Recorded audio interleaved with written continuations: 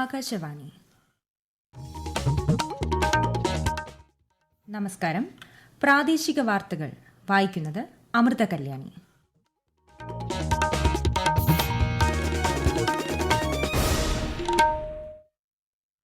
പ്രധാന വാർത്തകൾ. വിശ്വമിത്രമായി ഇന്ത്യ മുന്നേറുകയാണെന്നും സുസ്ഥിരതയുടെ പ്രധാന സ്തംഭവുമായാണ് ലോകം ഇന്ത്യയെ വീക്ഷിക്കുന്നതെന്നും പ്രധാനമന്ത്രി നരേന്ദ്രമോദി. നിയമസഭാ സമ്മേളനം ഈ മാസം 25 മുതൽ വിളിച്ചു ചേർക്കാൻ സംസ്ഥാന മന്ത്രിസഭാ യോഗം തീരുമാനിച്ചു. കുസാർ ദുരന്തത്തിൽ മരണമടഞ്ഞവരുടെ കുടുംബങ്ങൾക്ക് 5 ലക്ഷം രൂപ വീതം അനുവദിക്കാനും തീരുമാനം.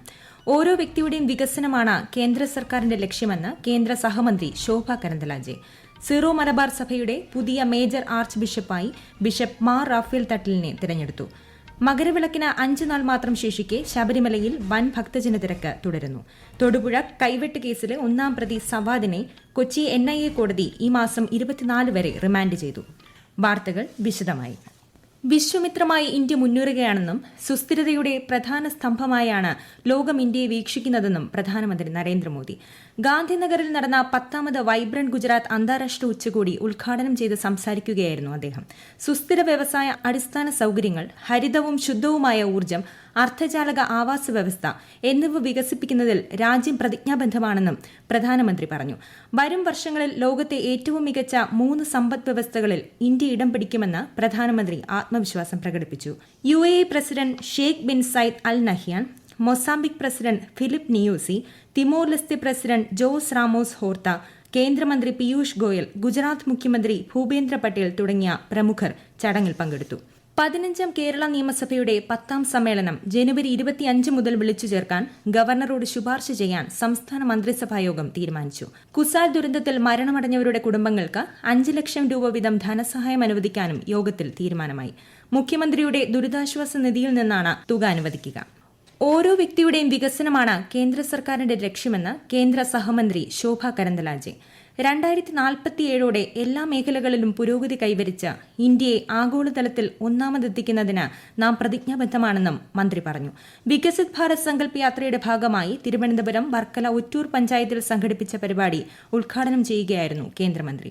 കർഷകർക്ക് പൂർണ്ണ പിന്തുണ നൽകുന്ന കേന്ദ്ര സർക്കാർ ഓരോ വ്യക്തിക്കും സഹായം ഉറപ്പാക്കണമെന്ന നിർദ്ദേശമാണ് ബാങ്കുകൾക്ക് നൽകിയിരിക്കുന്നതെന്നും ശ്രീമതി ശോഭ കരന്തലാജെ പറഞ്ഞു. വികസിത് ഭാരത് സങ്കല്പ് യാത്രയുടെ ഭാഗമായി വിവിധ കേന്ദ്ര പദ്ധതികളുടെ ഗുണഭോക്താക്കൾ തങ്ങളുടെ മികച്ച അനുഭവങ്ങൾ പങ്കുവയ്ക്കുകയാണ്. PM ഉജ്ജ്വല യോജന പദ്ധതി പ്രകാരം സൌജന്യ പാചകവാതക കണക്ഷൻ കിട്ടിയ കൊല്ലം സ്വദേശിയും വീട്ടമ്മയുമായ ശ്രീജ തന്റെ സന്തോഷം ആകാശവാണി വാർത്തകളുമായി പങ്കുവയ്ക്കുന്നു. എൻ്റെ പേര് ശ്രീജ, കൊട്ടാരക്കര കാടാങ്കുളത്തു നിന്നാണ് വരുന്നത്. എനിക്ക് ഈ ഗ്യാസ് അടുപ്പ് കിട്ടിയതിന് വളരെയധികം സന്തോഷമുണ്ട്. പ്രധാനമന്ത്രിയുടെ ഉജ്ജ്വല യോജനയുടെ ഇതിലാണ് ഗ്യാസ് കിട്ടിയത്. എനിക്ക് വളരെ സന്തോഷമുണ്ട്. ഇതുവരെ ഞങ്ങൾ വിറകടുപ്പിലായിരുന്നു കത്തിച്ചുകൊണ്ടിരുന്നത്. വളരെയധികം ബുദ്ധിമുട്ടായിരുന്നു. എൻ്റെ ഭർത്താവ് ഓട്ടോ ഓടുന്നതായിരുന്നു. അതുകൊണ്ട് 16,000 രൂപ വേണം അടുപ്പ് വാങ്ങിക്കാൻ. അതുകൊണ്ട് ബുദ്ധിമുട്ടായതുകൊണ്ടാണ് ഞങ്ങളിതിനെ എടുക്കാത്തത്. ഇപ്പോൾ ഇങ്ങനെ ഒരു സൗജന്യം ഇത് കിട്ടിയതുകൊണ്ട് വളരെയധികം സന്തോഷം. ഈ വർഷത്തെ റിപ്പബ്ലിക് ദിനാഘോഷത്തോടനുബന്ധിച്ച് വിവിധ സേനാ വിഭാഗങ്ങൾ നടത്തുന്ന പരേഡുകളിൽ തിരുവനന്തപുരത്ത് ഗവർണർ ആരിഫ് മുഹമ്മദ് ഖാനും ജില്ലാ കേന്ദ്രങ്ങളിൽ മന്ത്രിമാരും അഭിവാദ്യം സ്വീകരിക്കും. തിരുവനന്തപുരത്ത് ഗവർണറോടൊപ്പം മന്ത്രി V ശിവൻകുട്ടി ആഘോഷത്തിൽ പങ്കെടുക്കും. സീറോ മലബാർ സഭയുടെ പുതിയ മേജർ ആർച്ച് ബിഷപ്പായി ബിഷപ്പ് മാർ റാഫേൽ തട്ടിലിനെ തിരഞ്ഞെടുത്തു. നിലവിൽ ശംഷാബാദ് രൂപതയുടെ ബിഷപ്പാണ് അദ്ദേഹം. കർദിനാൾ മാർ ജോർജ് ആലഞ്ചേരി സ്ഥാനമൊഴിഞ്ഞ സാഹചര്യത്തിൽ രഹസ്യ ബാലറ്റിലൂടെയാണ് ബിഷപ്പ് മാർ റാഫേൽ തട്ടിലിനെ തിരഞ്ഞെടുത്തത്. സ്ഥാനാരോഹണം നാളെ ഉച്ചതിരിഞ്ഞ് നടക്കും. കാക്കനാട് മൌണ്ട് സെന്റ് തോമസിൽ തിങ്കളാഴ്ച മുതൽ നടന്നുവരുന്ന സിനഡ് സമ്മേളനത്തിലാണ് തിരഞ്ഞെടുപ്പ് നടന്നത്. ഈ വാർത്തകൾ ആകാശവാണിയിൽ നിന്ന്. ആകാശവാണി വാർത്തകളും വാർത്താധിഷ്ഠിത പരിപാടികളും all India radio news Thiruvananthapuram എന്ന യൂട്യൂബ് ചാനലിൽ ലഭ്യമാണ്. കൂടുതൽ വാർത്തകൾക്കായി @all India radio news Thiruvananthapuram എന്ന ഫേസ്ബുക്ക് പേജും @AER_News_TVM എന്ന X ഹാൻഡിലും സന്ദർശിക്കാം. മകരവിളക്കിന് 5 നാൾ മാത്രം ശേഷിക്കെ ശബരിമലയിൽ വൻ ഭക്തജന തിരക്ക് തുടരുന്നു.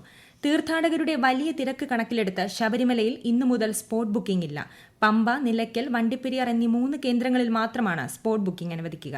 ഈ മാസം 14-ന് വെർച്വൽ ക്യൂ ബുക്കിംഗ് പരിധി 50,000-ആയും മകരവിളക്ക് ദിനമായ 15-ന് 40,000-ആയും പരിമിതപ്പെടുത്തിയിട്ടുണ്ട്. തിരുവാഭരണ ഘോഷയാത്ര 13-ന് പന്തളത്തു നിന്ന് പുറപ്പെടും. മകരവിളക്ക് തീർത്ഥാടനത്തിലെ പ്രധാന ആചാരങ്ങളിലൊന്നായ എരുമേലി പേട്ടതുള്ളൽ വെള്ളിയാഴ്ചയും ചന്ദനക്കുടം ഘോഷയാത്ര നാളെയും നടക്കും.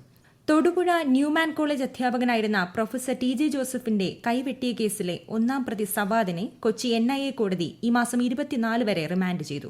13 വർഷമായി ഒളിവിൽ കഴിഞ്ഞിരുന്ന ഇയാളെ കണ്ണൂരിൽ നിന്നാണ് NIA പിടികൂടിയത്. നിരോധിക്കപ്പെട്ട പോപ്പുലർ ഫ്രണ്ട് സംഘടനയിലെ അംഗമായിരുന്ന സവാദിനെതിരെ ഇന്റർപോൾ റെഡ് കോർണർ നോട്ടീസ് പുറപ്പെടുവിച്ചിരുന്നു. പ്രധാനമന്ത്രി നരേന്ദ്രമോദി ഈ മാസം 16, 17 തീയതികളിൽ സംസ്ഥാനം സന്ദർശിക്കുമെന്ന് BJP സംസ്ഥാന അധ്യക്ഷൻ കെ സുരേന്ദ്രൻ.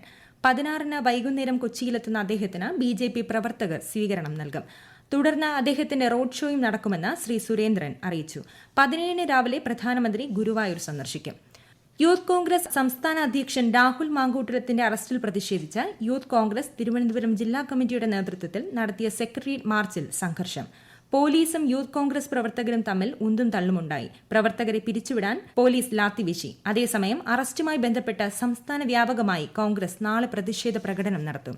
സഹകരണ വായ്പാ മേഖലയിലെ നിക്ഷേപം വർദ്ധിപ്പിക്കുന്നതിനുള്ള 44ാമത് നിക്ഷേപ സമാഹരണ യജ്ഞം മന്ത്രി VN വാസവൻ ഉദ്ഘാടനം ചെയ്തു.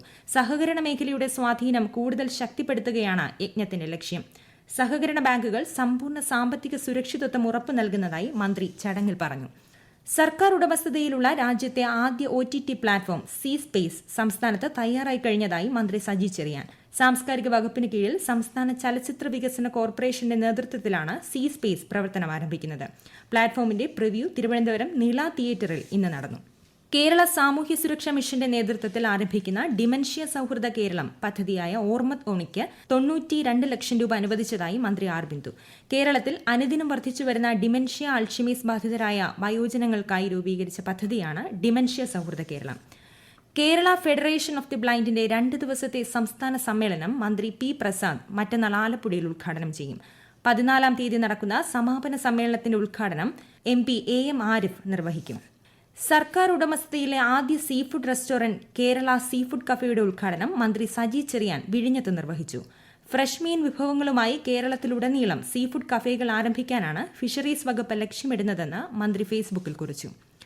ആറ്റുകാൽ പൊങ്കാല മഹോത്സവത്തിനോടനുബന്ധിച്ച് സർക്കാർ വകുപ്പുകളുടെ പ്രവർത്തനങ്ങൾ ഏകോപിപ്പിക്കുന്നതിനായി മന്ത്രി V. ശിവൻകുട്ടിയുടെ അധ്യക്ഷതയിൽ അവലോകന യോഗം ചേർന്നു. ഫെബ്രുവരി 17 മുതൽ 26 വരെയാണ് ആറ്റുകാൽ പൊങ്കാല മഹോത്സവം. രാജ്യത്തെ ഓഹരി വിപണികളിൽ നേട്ടം. ബോംബെ ഓഹരി സൂചിക സെൻസെക്സ് 271 പോയിന്റ് ഉയർന്ന് 71,657-ലും ദേശീയ ഓഹരി സൂചിക നിഫ്റ്റി 73 പോയിന്റ് നേട്ടത്തിൽ 21,618-ലും വ്യാപാരം അവസാനിപ്പിച്ചു. സ്വർണ്ണവിലയിൽ മാറ്റമില്ല. പ്രധാന വാർത്തകൾ വീണ്ടും.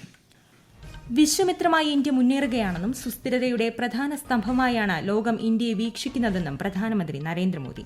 നിയമസഭാ സമ്മേളനം ഈ മാസം 25 മുതൽ വിളിച്ചു ചേർക്കാൻ സംസ്ഥാന മന്ത്രിസഭായോഗം തീരുമാനിച്ചു. കുസാർ ദുരന്തത്തിൽ മരണമടഞ്ഞവരുടെ കുടുംബങ്ങൾക്ക് 5 ലക്ഷം രൂപ വീതം അനുവദിക്കാനും തീരുമാനം. ഓരോ വ്യക്തിയുടെയും വികസനമാണ് കേന്ദ്ര സർക്കാരിന്റെ ലക്ഷ്യമെന്ന് കേന്ദ്ര സഹമന്ത്രി ശോഭ കരന്തലാജെ. സീറോ മലബാർ സഭയുടെ പുതിയ മേജർ ആർച്ച് ബിഷപ്പായി ബിഷപ്പ് മാർ റാഫേൽ തട്ടലിനെ തെരഞ്ഞെടുത്തു. മകരവിളക്കിന് 5 നാൾ മാത്രം ശേഷിക്കെ ശബരിമലയിൽ വൻ ഭക്തജന തിരക്ക് തുടരുന്നു. തൊടുപുഴ കൈവെട്ട് കേസിലെ ഒന്നാം പ്രതി സവാദിനെ കൊച്ചി NIA കോടതി ഈ മാസം 24 വരെ റിമാൻഡ് ചെയ്തു. പ്രാദേശിക വാർത്തകൾ കഴിഞ്ഞു. അടുത്ത വാർത്താ പ്രക്ഷേപണം 7:25-ന്.